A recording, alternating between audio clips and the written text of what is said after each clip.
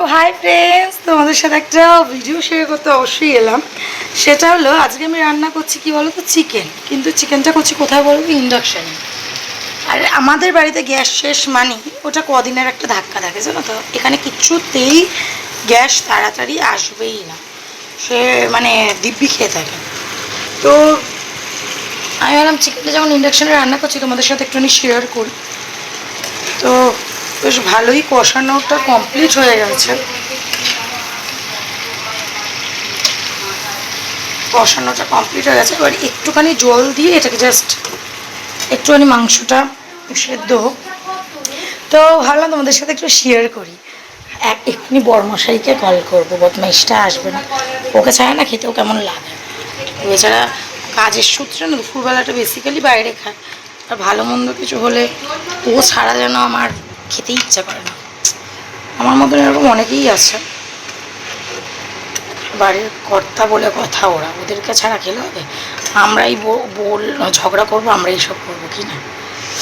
যাই হোক, যদিও বা এটা আমার ছেলের স্পেশাল ডিশ, ছেলের জন্যই মেনলি করা, আমার ছেলের জন্যই করেছি বেসিক্যালি।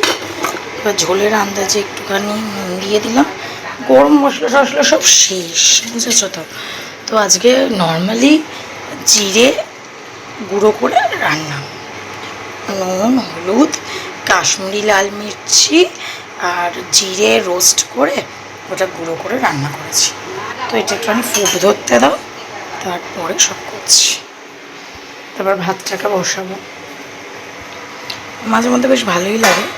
আর আমার তো বাড়িতে বেসিক্যালি ইন্ডাকশানে আমরা এর আগে রান্না টান্না করেছি, তো আমার অসুবিধাটা তো হয় না। বাট মা ইন্ডাকশানটা একটু নিয়ে অ্যাভয়েডই করে, আমার মাও তো ইন্ডাকশানটা পছন্দ করে না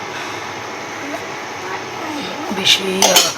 তাই জন্যই যখনই গ্যাস শেষ হয় ইন্ডাকশানটাতে, মানে আমার উল্টে একটা কাজ বাড়ে বলা চলে, কিন্তু বেশ ভালোই লাগে, উইদাউট এনি ডাউট ভালো লাগে। করতে করতে ঘেমে যাচ্ছি, ঘামবো তো বটেই। তো এবারে যে একটুখানি ফুট ধরুক, তারপর চলো।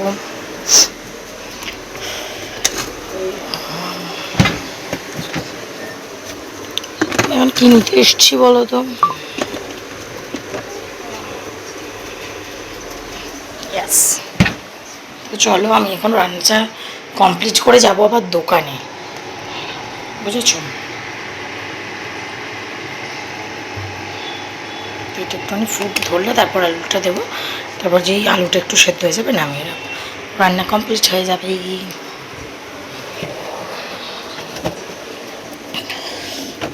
তোমাদের সাথে বকবকও করা হলো, প্লাস রান্নাটাও করা হলো।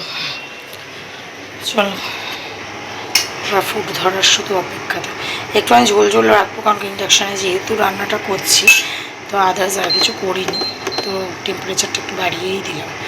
এখন যদি ওই সিমে করে করে রান্না করে আমার রান্না হতে দিন কভার হয়ে যাবে।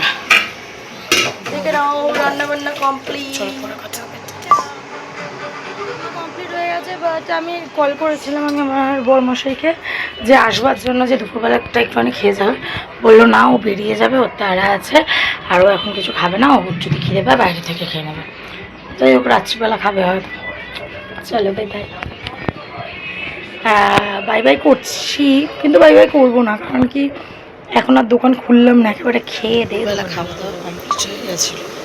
আর এখনও করে নিজে থেকে গ্লুকন্ডিগুলো খাচ্ছি, শরীর পুরো আনচান আনচান করছে, মাথা পুরো গরম হয়ে রয়েছে। এখন দোকান খুলতে যাবো, তাই গ্লুকন্ডিটা খেয়ে দোকান খুলতে যাচ্ছি, হচ্ছে না এত গরম।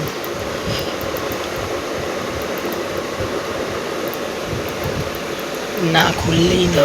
দোকান খোলা কমপ্লিট হয়ে গেছে অনেক আগেই, তো এখন দোকানে বসে আছি। দোকান না খুললেই নয়, মোদ্দা কথা যেটা ডিউটি সেটা তো করতেই হবে। ডিউটির থেকে বড় কথা, যেটা আমার রুজি রুটি সেটা তো আমাকে খুলতেই হবে। তো আমি দোকানটা খুলে বসে আছি। তো এখনও পর্যন্ত মানে রোদের তাপে পুরো সিদ্ধ হয়ে যাচ্ছে। মাঝে মধ্যে একটা হালকা হুলকা হাওয়া দিচ্ছে, এই যে এখন যেমন একটা হালকা হাওয়া দিচ্ছে, আরাম লাগছে। কিন্তু আজকের ব্লগটা শেষ করলাম। Bye bye, take care, love you all. দেখা হচ্ছে একটা নেক্সট ব্লগের সাথে।